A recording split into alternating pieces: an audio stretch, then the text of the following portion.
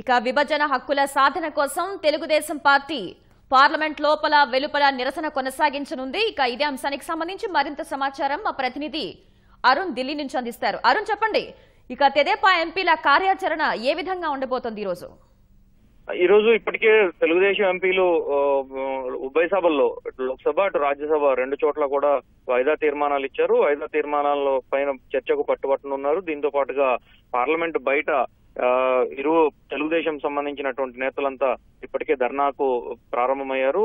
గాంధీ విగ్రహం వద్ద ధర్నా చేస్తూ గాంధీ విగ్రహం వద్ద అన్ని రకాల నిన్న వినూత్నంగా టీ షర్ట్లు ధరిస్తూ పసుపచ్చ టీ షర్ట్లు ధరిస్తూ టీ షర్ట్ల పైన సేవ్ ఆంధ్రప్రదేశ్, అదేవిధంగా విభజన హామీలు ఏవైతే ఉన్నాయో విభజన హామీలు నెరవేర్చాలని, రాష్ట్రానికి ప్రత్యేక హోదా ఇవ్వాలని, దీంతో పాటుగానే కడప ఉక్కు కర్మాగారం ఏర్పాటు చేయాలని, రైల్వే జోన్ ఇవ్వాలని, రాజధానికి నిధులు ఇవ్వాలని, ఇట్లా ఏవైతే కీలకమైనటువంటి అంశాలు ఉన్నాయో 6 ప్రధానమైనటువంటి అంశాలు, 19 డిమాండ్లు పెట్టుకున్నప్పటికీ 6 ప్రధానమైనటువంటి అంశాలను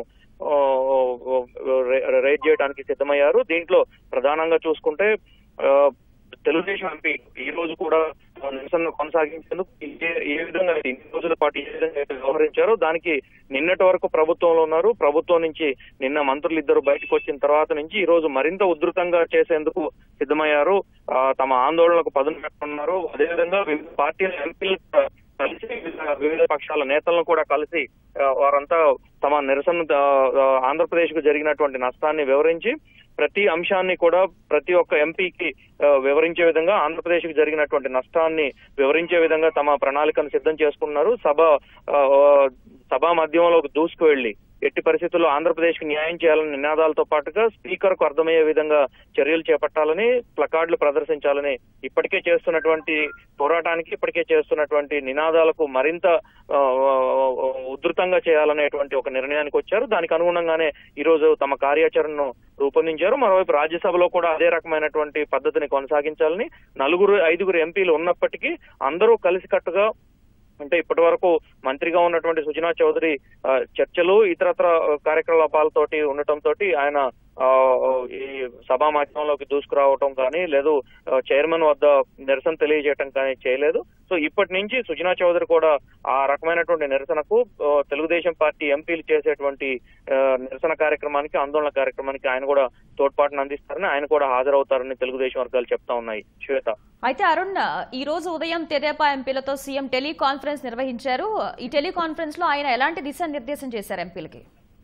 ఎంపీలు ఇప్పటి వరకు వ్యవహరిస్తున్న తీరంతా ఏ విధంగా వ్యవహరిస్తున్నారు, ఎవరిని దూషించకుండా, ఎవరిని వ్యక్తిగత దూషణలు లేకుండా మర్యాద పూర్వకంగానే వ్యవహరిస్తూ ఎంపీలంతా కూడా తమ నిరసన తెలియజేస్తున్నారు. కేంద్ర ప్రభుత్వానికి నిరసన తెలియజేయడంలో కూడా ఇదే పద్ధతిని అనుసరించారని, ఎక్కడా కూడా సంయమనం కోల్పోకుండా జాగ్రత్తగా ప్రతి పదం, మనం వాడేటువంటి ప్రతి పదం, మనం మాట్లాడే ప్రతి మాట చాలా జాగ్రత్తగా ఉండాలని, దానికి అనుగుణంగానే ప్రవర్తించాలని దిశానిర్దేశం చేయడంతో పాటుగా అన్ని పక్షాలకు పార్లమెంట్ లో ఉధృతం చేయడంతో పాటుగా ప్రభుత్వం నుంచి బయటికి వచ్చినంత మాత్రాన మన బాధ్యతలేమీ తీరిపోలేదు, ప్రభుత్వం పైన ఒత్తిడి పెంచాల్సిందేనని, అటు చర్చల ద్వారా చర్చల ద్వారా సాధిస్తూనే మరోవైపు పోరాటం చేయాల్సిందేనని, దానికి అనుగుణంగానే చర్యలు చేపట్టాలని సూచించారు. దాంతో పాటుగానే ఎంపీలు చేస్తున్నటువంటి ఆందోళనకు మద్దతు లభిస్తున్నందున, వివిధ పక్షాల నుంచి మద్దతు లభిస్తున్నందున అదే కొనసాగించాలని, ప్రతి ఒక్కరికి